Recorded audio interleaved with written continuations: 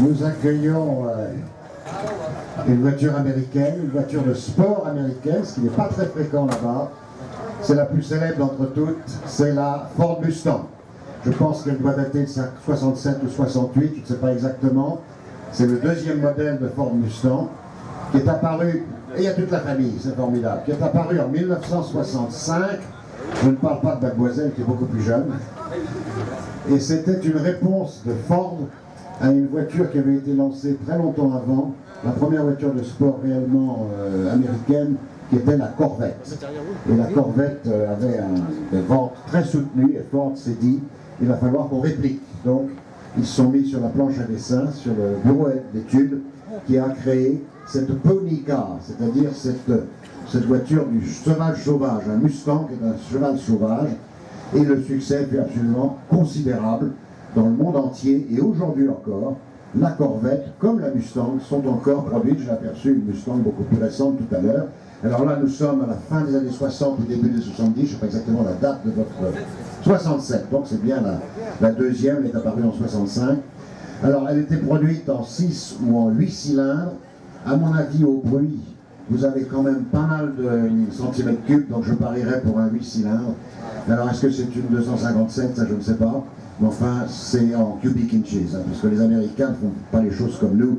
Ils ne parlent pas en centimètres cubes, mais en pouces cubes. Bon, peu importe. Donc la voiture de Détroit était un succès planétaire, et je laisse son propriétaire peut-être dire un ou deux mots sur l'histoire de la voiture, comment vous l'avez trouvée, etc. Alors déjà, c'est un V8 280 de 67, donc elle vient de l'Arkansas, aux États-Unis, elle est importée. Donc voilà, c'est pas ma voiture, c'est celle du paternel, par là-bas. Voilà, il est là, il s'appelle casquette. Mais c'est bien, monsieur, de faire rouler les jeunes un peu, il faut qu'ils bossent, là. Donc voilà, donc puis d'autres, elle a un carbu 4 corps, relais performance, elle souffle un peu mieux, et puis voilà. Bah, écoutez, en tout cas, bravo, bravo jeune homme, bravo monsieur. Bon, à la pompe, évidemment, les euros défilent, mais quand on aime, on ne compte pas, il n'y a pas de problème. Donc c'est une voiture tout à fait emblématique de la voiture de sport américaine. Il est très important de montrer cette voiture parce qu'elle représente beaucoup, et en particulier aux États-Unis, il y a vraiment beaucoup de followers, comme on dit maintenant, sur ce type d'automobile. En tout cas, bravo et merci, formidable.